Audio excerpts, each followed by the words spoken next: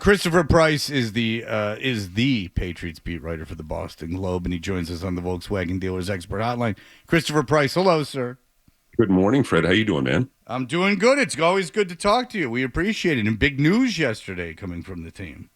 Yeah, big time stuff. They're pulling the ripcord. They are going with the kid, Drake Maye, third overall pick. I don't know if this is necessarily the right time to do it, but I think we all understood that it was going to happen sometime this year. And here we are with Drake Maye starting this week against the Houston Texans. So do you think they had a plan? And I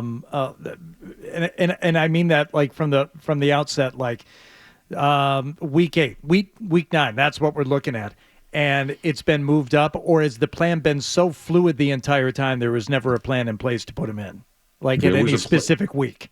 There was a plan in place to put him in. I think that was accelerated by his own development as well as Jacoby Brissett's occasional ineffectiveness. Hardy, I think it was interesting when we talked to Mayo earlier in the week about Brissett, and usually all year long, he's been very strong in his language that Jacoby's our guy. He's our number one quarterback. He's the guy we want back there.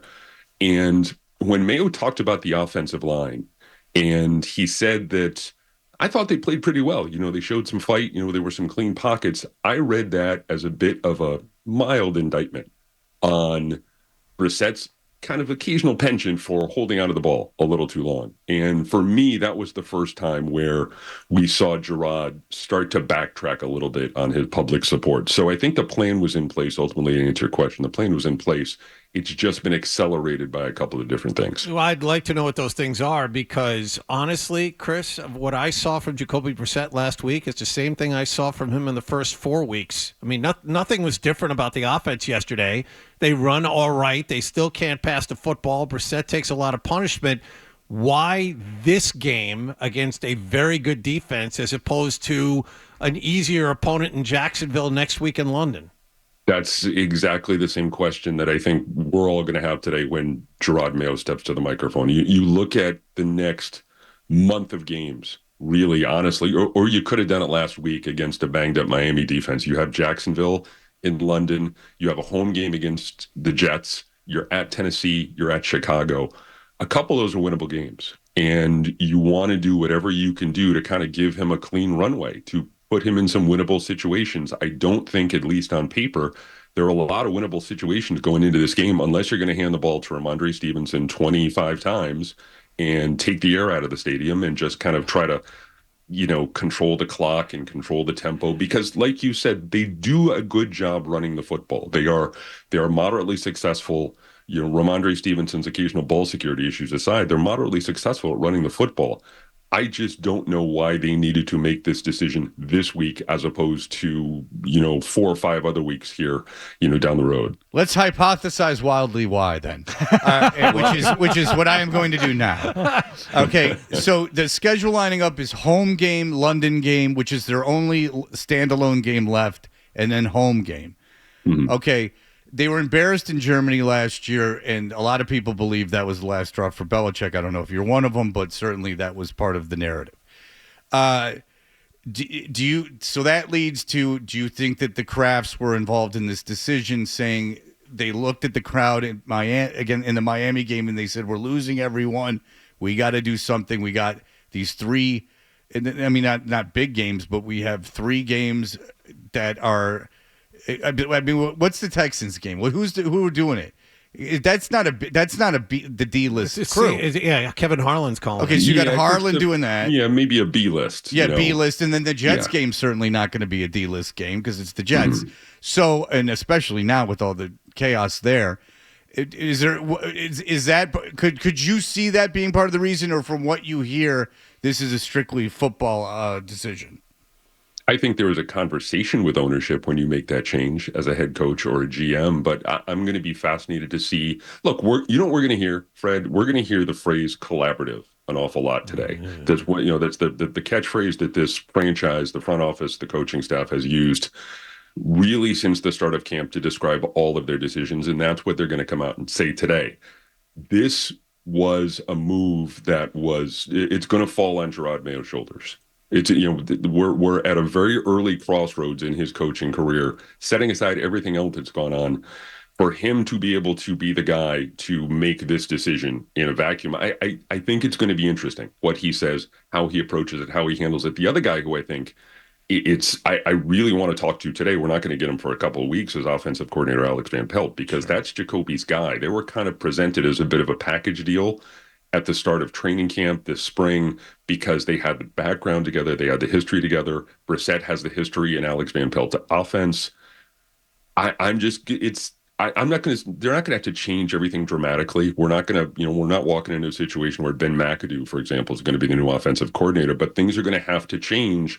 They're going to have to minimize things. They're going to really have to work to lean on what Drake Maye does well, maximize his strengths, minimize his weaknesses, and kind of figure it all out moving forward. Yep. Do you think that, I'm sorry, do you just real quick, you mentioned Ben McAdoo. Do you think that there's, not make him offensive coordinator, but maybe have him call plays? I don't think he's going to be calling plays, but I think that he might have a stronger influence on this offense moving forward. It's my understanding right now, he is the guy who is helping Mayo out with a lot of head coaching type in-game decisions, logistical decisions, calling timeouts, that sort of thing. Maybe he has a little bit more impact on this offense moving forward. I'm not sure. But again, Jacoby and Van Pelt were tied together at the hip when they came in here. So with Brissett, fundamentally benched at this point, it's going to be interesting to see how Alex Van Pelt's role changes, if at all. Yeah, it will be interesting to see, going back to what you guys were saying about the collaboration and whether Jerod Mayo is as careful about his pronoun usage, about the I versus we, and if he catches himself and changes any of that, because this does have the feeling like it's been decided, maybe not necessarily. Well, I wouldn't say at all solely by him, but either through a collaboration or even he's been directed to do it.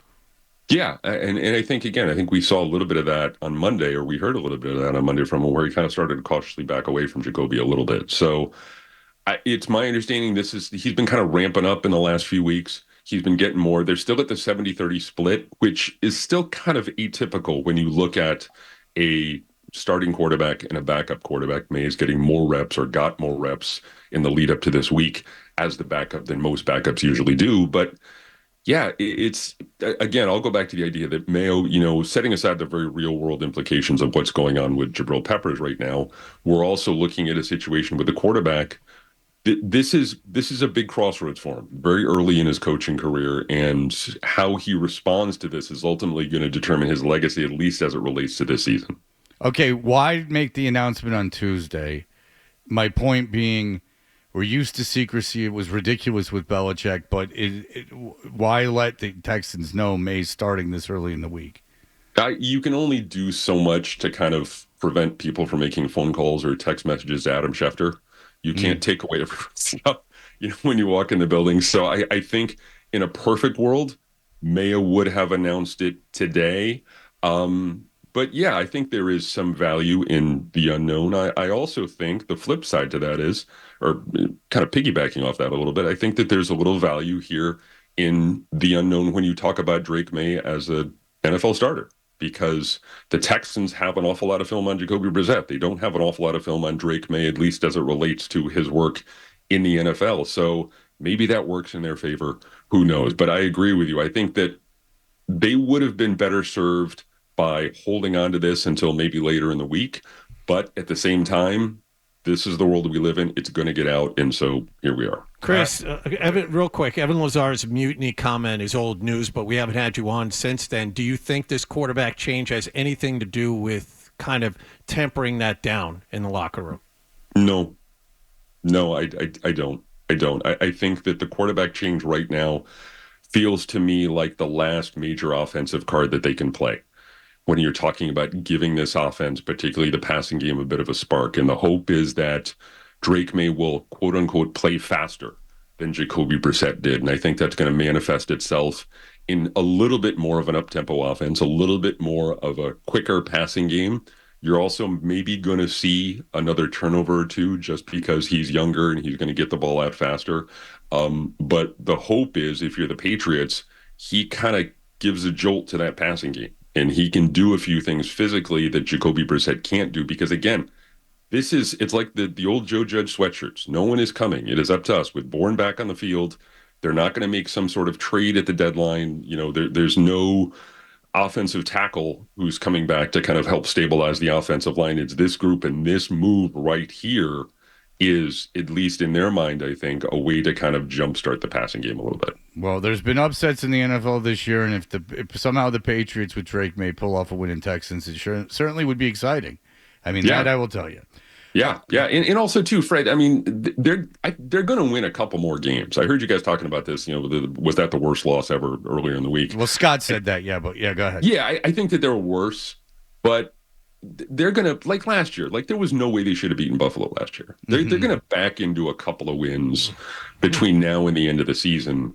But yeah, I mean, this is the big pivot point in the season, and we're going to see if this team is maybe capable of winning 5 or 6, or maybe 2 or 3.